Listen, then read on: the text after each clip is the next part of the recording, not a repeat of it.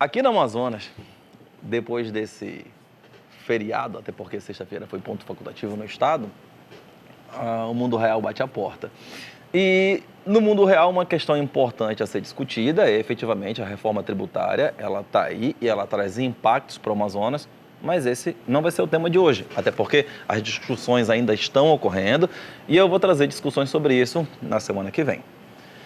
Mas, já que a gente está falando de mundo real, a temática não poderia ser mais interessante do que a discussão sobre fantasmas. Porque Dom Quixote já guerreava os seus no passado.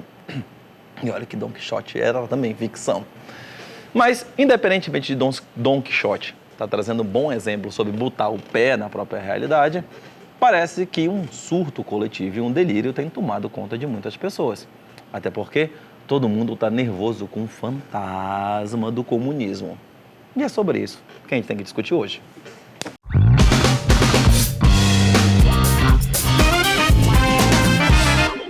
Olá pessoal, eu sou o Carlos Almeida Filho, é muito bom estar aqui com vocês. E esse tema vem sendo trabalhado de forma recorrente, até porque ele está aí nas discussões brasileiras já faz muito tempo. Óbvio que ele tem sido muito aquecido nos últimos meses, ele foi discutido de forma muito pesada nesses últimos 4 anos e vem sendo colocado sempre na mesa de discussão, sempre quando possível. Mas as origens sobre isso, as discussões sobre isso remontam a muito tempo. Antes de qualquer coisa, as pessoas discutem, e teve uma pesquisa recente, eu vou deixar aí o link para que vocês possam observar, que muitas pessoas, muitos brasileiros têm medo de que o Brasil seja dominado por uma horda comunista, ou então que o fantasma do comunismo venha para o Brasil. O grande problema é que muitas pessoas sequer, muitas não, a maioria das pessoas sequer sabe o que é isso, o comunismo. E bota o comunismo como se fosse um rótulo geral para tudo que for de ruim. Problema desse nosso novo tempo. Em especial nessa era da informação, onde todo mundo tem um aparelho que pode te conectar com o planeta de informações e ainda assim você ficar paradoxalmente desinformado. Até porque, a gente já vem discutindo isso aqui, o fenômeno das Big Techs tem feito com que, em vez de informação ser expendida, as pessoas sejam alimentadas de desinformação. Principalmente aquela tia do Zap, ou seu tio do Zap, que vai se informar por fontes abalizadas. Gente, na boa, fonte mesmo é livro. Até porque é revista, é jornal, até porque todos esses precisam passar por conselhos editoriais, no mínimo, para que as informações sejam conferidas. Um problema muito ruim dessa era de hoje é porque qualquer pessoa, eu já falei isso antes, estou falando de novo aqui, pode pegar e fazer seu estudo de TV diretamente do seu telefone celular. Eu não estou fazendo isso agora? E aí, comunica o que bem entender. Tá certo que sobre as regras brasileiras, cada um tem responsabilidade para aquilo que comunica. Mas numa era de comunicação de massa, e a comunicação de massa acontece hoje de uma maneira muito mais intensa do que outrora, a informação e a desinformação ganha ares muito mais polêmicos. E aí, o que se ganha? Espaço para a discussão de algo chamado de pânico moral, que é um sentimento exagerado de medo das pessoas ou de grande parte da sociedade de que algum mal vai acontecer, a afetar o bem-estar de todo mundo. Vou deixar link sobre isso para que você possa acompanhar. E a propósito, aqui no YouTube, o Álvaro Borba comenta isso no Meteoro de uma forma bem apropriada. Eu vou deixar 2 links a respeito dos vídeos dele para que você possa pegar e acompanhar e se instruir bem melhor do que aqui. Mas de uma maneira bastante resumida, a gente pode dizer, de novo, parafraseando Cervantes, que o medo do pânico moral é o mesmo do Dom Quixote a guerrear moinhos de vento. Por quê? As pessoas acabam pegando e ficando nervosas com situações inexistentes. E aí você gasta tempo, preocupação, energia, notícia e medo com isso. Olha só, eu gravo o programa hoje e a notícia que saiu hoje foi de que um professor numa escola, por ter repreendido o aluno por estar fazendo gestos e frases nazistas, acabou sendo agredido pelo pai, policial federal, notícia, está aí para que possa observar, e ó, de novo, é só o fato, e foi ameaçado com uma arma, dizendo que o comunismo traz esse tipo de situação. De novo, é o fantasma acontecendo. E o problema do fantasma é que ele não escolhe classe social, ele não escolhe intelecto, é medo mesmo. E as pessoas ficam preocupadas com que determinadas hordas que não existem no mundo real possam acontecer. De novo, esse final de semana, um pastor evangélico, bastante conhecido, vou deixar aí o link da notícia, acabou conclamando os seus seguidores a fazerem assassínio de pessoas da população LGBTQIA+. Olha, o grande problema é que isso possa acontecer com base na interpretação de que existe uma horda ou um grande fantasma ameaça a toda a sociedade. Pelo amor de Deus. Nós estamos em tempos de normalidade. Eu me lembro de todas as pessoas discutindo que o Brasil ia virar uma Venezuela ao cabo de 3 meses. Teve até um ex-ministro bolsonarista que falou isso. E que nós iríamos estar em frangalhos ao cabo de 6 meses. E ao cabo de 6 meses a economia mudou completamente, tem mudado para melhor. Graças a Deus e graças a bastante trabalho. O Brasil não virou uma Venezuela, não se tem distribuído, com o devido perdão, uma bandeira de piroca por aí. Nós não temos que distribuir em nenhum lugar e a sociedade se encontra em plena normalidade. Mas para dentro de quem se instrui unicamente a respeito desses fantasmas, o mundo é uma loucura. Um amigo que mora próximo de mim chegou a me perguntar: Carlos, tu não tens medo de que possa acontecer o comunismo e isso mudar a nossa sociedade? Porque a grande preocupação dele é que de uma hora para outra tudo mude e se retire dele o seu precioso patrimônio. Porque ninguém sabe dizer o que é comunismo. Nem ele sabia. De uma maneira bem sintética, e assim, tem gente que fala isso de forma muito mais abalizada. O engraçado é que eu vi alguém comentando, já não lembro mais quem, dizia que antes, para ser comunista, você tinha que ler o manifesto para começo de conversa, e manifesto é o manifesto comunista. Tinha que ler os livros de Marx, tinha que se instruir para pelo menos entender o que era o processo e poder, queira ou não, professar ou não essa compreensão a respeito de um mundo desenhado por alguns pensadores e notadamente propagado por Karl Marx. Hoje não. Para ser comunista, basta pensar contra o mainstream. E esse mainstream desse último quadriênio, né?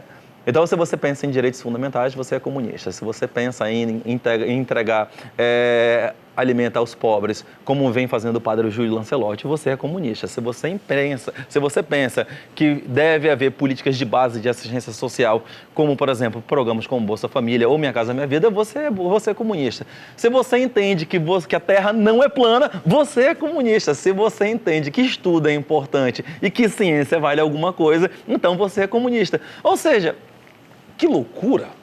Nem Stanislau Ponte Preta conseguia desenhar algo tão surreal quanto essa realidade que a gente está vivendo hoje. Muito menos Orwell. Porque no Orwell, o Estado malvadão tinha que fazer as pessoas entrarem nisso. Não, nesse caso as pessoas estão indo com muita felicidade para poder acreditar nesse conto de fada. Ao contrário, para poder desenhar um mundo fraturado nas suas cabeças, entendendo que o comunismo é justamente tudo aquilo que é de mal. Não. E até o presente momento, eu não fiz absolutamente nenhuma defesa disso. Estou falando apenas do pânico moral. Mas sim, o Ian, e vou deixar aí o link para que vocês possam observar, fala sobre isso de forma bastante profunda no seu canal, sobre comunismo, socialismo e tantas outras caracterizações de Estado. Mas de uma forma bastante sintética, o que o comunismo prega? Ele prega basicamente 3 coisas. O fim do Estado, o fim de classes e o fim da propriedade privada dos meios de produção. É isso. Bom, e antes que você já tenha um ataque do coração, bora aqui entender. O nosso Brasil é regido por uma Constituição Federal. E a modificação da Constituição Federal precisa passar pelo Congresso Nacional, isso quando a gente está falando de poder constituinte derivado, ou precisa, obviamente, de revolução, ou seja, precisa de um shoot-down, de uma bomba de TNT para poder refundar o Estado. Revolução, como dizem outros. E em tempos de normalidade como nós temos hoje, isso é estruturalmente impossível. Então, dentro da ordem constitucional brasileira, hoje, é impossível se pensar numa concepção comunista, porque a Constituição Federal, nossa, no artigo 5º, inciso 22, consagra a propriedade privada. Só que a propriedade privada que está lá no 5º 22 é ampla. A que tem na filosofia comunista é algo um tanto mais restrito. Já falo isso mais à frente. Da outra maneira, a Constituição Federal já inicia, tanto no seu artigo 1º quanto no seu artigo 2º, consagrando a presença do Estado. E o comunismo prega a inexistência do Estado porque não existiriam classes sociais, ou seja, não haveria explorados e exploradores. Então, para termos de realidade agora, eu posso dizer, sujeito à crítica, que a concepção de um Estado comunista, ou de uma realidade comunista, é utopia. Ou seja, para a nossa realidade brasileira deste mundo de hoje, isso é impossível. Então, todo mundo que está desesperado, preocupado com o comunismo, está preocupado com coisa nenhuma. Está preocupado com o que não existe, porque o Brasil precisa estar obedecendo regras do jogo e regras constitucionais e de inserção no cenário nacional, para que... Nacional não, internacional, para que possa estar existindo. Olha só, uma agência de classificação de risco analisou a situação de estabilidade institucional brasileira e acabou melhorando a sua própria classificação, rating, como se diz isso, para investimento. Ou seja, Brasil apresenta segurança institucional. Nenhum país do planeta que tenha instabilidade pode ter esse tipo de classificação. Ou seja, uma discussão estrutural a respeito da condução do Brasil enquanto modo de produção é algo de bastante fratura. E isso, de novo, é impossível de acontecer. Isso não se faz por lei, isso não se faz por emenda constitucional, isso não se faz por decreto. Então, nem mesmo o presidente da República, através de decreto ou qualquer outro instrumento, pode fazer. Então, se você chegou até aqui, o presente momento, põe uma coisa na sua cabeça. Tira isso da sua cabeça. Não existe esse fantasma. Isso só existe dentro do seu grupo do Zap e em nenhum lugar mais. Mas tem uma razão para isso, é porque o nosso Brasil passou por um processo de convulsão junto com todos os países do mundo no pós-guerra. E quando eu falo pós-guerra, eu estou falando de pós-segunda guerra. E no pós-segunda guerra, uma grande influência entre países do primeiro e do segundo mundo, e a gente não está falando de elevação de hierarquia, estamos falando de mundos distintos e, notadamente, o segundo mundo era pela URSS, União das Repúblicas Socialistas Soviéticas, que representava um modo de pensar produção de forma diferente do modo capitalista naquela época, tutelado à frente pelos Estados Unidos. E eu estou sendo muito cuidadoso com isso, tá? E assim, como um grande risco aparecia para essas influências nessa Guerra Fria, Brasil, como diversos países aqui da América do Sul e do todo mundo, mas em especial do Brasil, daqui da América, acabaram sofrendo grande influência de grandes potências, notoriamente dos Estados Unidos, para que não pudesse se bandear para esse segundo mundo. Daí que, e isso é público e notório, houve grande investimento norte-americano para que se fomentassem revoluções contra a Revolução. Daí que se chamou a Revolução de 64, o golpe, de algo para proteger o Brasil do socialismo. Tá entendendo? Tá entendendo? Nem lá era possível, muito menos agora. Mas voltando para o mundo de agora, nesse momento. Então, na discussão que existe com relação a esse comunismo, uma coisa a gente já precisa dizer para você.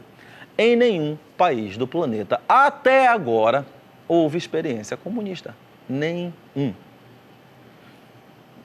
Na União Soviética do passado, o que existia era uma experiência socialista, o que é bastante diferente a respeito disso. Eu acho que isso merece um outro vídeo, a gente comenta em outro momento. Por quê? Porque na própria União Soviética, assim como em Cuba, como você pode estar pensando por aí, existe Estado. Então, se existe Estado, não existe comunismo. Porque para que possa haver uma experiência comunista, é necessário que, para não haver Estado, que não haja uma sociedade de classes. E põe uma coisa na sua cabeça, né? Sociedade de classes não tem nada a ver com renda. Ela tem a ver, basicamente, existe bastante de discussão a respeito disso, basicamente com a divisão entre quem é ou não proprietário dos meios de produção. Então, numa sociedade, por uma visão comunista, a sociedade, inclusive atual, pode ser dividida basicamente entre proletários, trabalhadores e os burgueses, que são proprietários ou donos dos meios de produção. Então, você não é considerado classe A ou primeira classe de acordo com a tua renda. Isso é irrelevante. você é considerado burguês se você é dono dos meios de produção, se você é dono de latifúndio, se você é rentista. Se você não é nada disso, se você tem que viver do fruto do seu trabalho, você é proletário, por mais rico que você seja. Eu me lembro de um amigo meu, e assim eu vou ter que manter a grande reserva, que ele falou para uma colega minha no passado, porque ela se achava que recebia bastante bem, tudinho, era uma colega concursada, e eu olhou para ela: fulana, você acha que você é rica? Te olha no espelho e diga: eu sou lisa. Pois é. Então, na grande maioria, se você não é industrial, se você não é latifundiário e mega latifundiário, se você não é dono de patrimônios mesmo, se você não é dono de imóveis para você viver de renda suficiente para poder não trabalhar por isso, se você não é rentista, você é liso, ponto, por mais dinheiro que você tenha. Então, se você é liso, você é proletário. E se você é proletário, você é apenas uma grande peça nesse tabuleiro que é a sociedade atual. Por quê?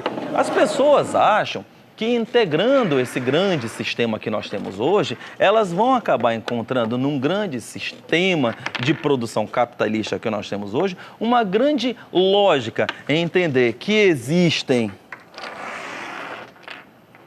vários peões que podem ser comandados e todos aqueles que entram numa grande hierarquia para poderem dominar.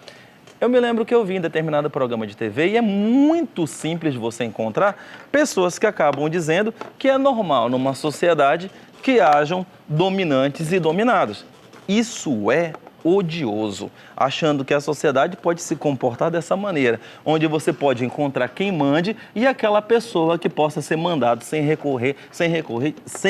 reclamar de absolutamente nada. Sabe, o problema de uma sociedade que você tenha uma estruturação hierarquizada é que no topo só cabe espaço para pouquíssimos. E aqui no Brasil, isso não é muito diferente, porque aqui no Brasil existe uma grandíssima concentração de patrimônio e renda, com que faz com que 90% do nosso patrimônio esteja em 10% da nossa própria sociedade. Isso quer dizer que todo mundo tem que ser liso? Não, pelo amor de Deus. Não, nem isso. Aqui não faz muita lógica que haja muita concentração e diferenciação sobre isso. Porque na sociedade, assim como o tabuleiro, o peão vai na frente para morrer primeiro. O peão vale menos. E até onde me conste, cada vida importa. Esse é o problema da discussão a respeito dessa visão utópica de comunismo, onde se entende que não se pode ter uma sociedade de classes. E quando se diz que não pode ter, não significa que haja o extermínio físico de uma classe. Não, é que não se haja uma diferenciação entre uma classe e outra. E tem gente que já fica desesperada com isso. Como assim? E o Paulo Guedes falou disso no passado. Vocês já observaram como é que estão os nossos aeroportos? Parece uma rodoviária, é uma festa com empregada doméstica viajando para os Estados Unidos. Que coisa abjeta preconceituosa. E olha que tem gente que pensa nisso. Porque quando se observa que o outro ponto que é necessário para uma construção como essa, que é a ausência de propriedade privada dos modos de produção, as pessoas acreditam, as pessoas acreditam que no comunismo você vai ter que ser suprimido do seu Celta, do seu apartamento financiado, da sua casinha de praia. Não, pelo amor de Deus, não é essa a propriedade privada. É que se entenda que não pode ter uma diferença muito grande entre quem produz e quem trabalha. Na verdade, é para não haver diferença absolutamente nenhuma. Só que a construção disso precisa de fases e de etapas. O que a gente tem no Brasil hoje é uma sociedade hierarquizada, decorrente de uma condição de exploração gigantesca, concentrada dentro de uma realidade escravagista, onde o Brasil foi um dos últimos que saiu de todo esse cenário no planeta inteiro, que traz fraturas até hoje na nossa própria sociedade e que luta para que possa não acontecer ainda a perpetuação de um sistema de exploração que só tem dado para o nosso. Então, se você chegou até aqui, mais uma vez, compreenda. O comunismo, apesar de todas as fraturas que o Brasil tem, é uma realidade impossível. O Brasil ainda precisa caminhar muito para cumprir as promessas da sua própria Constituição nesse Estado democrático de direito, e só pelo fato de ser Estado não cabe a existência de comunismo, o que faz com que haja a necessidade da implementação do que é mais básico para todo mundo: condições de acesso ao que é de mais básico. Porque no final das contas mesmo, não interessa se você é peão ou se você é rei. No final do jogo, vocês vão para a mesma caixa.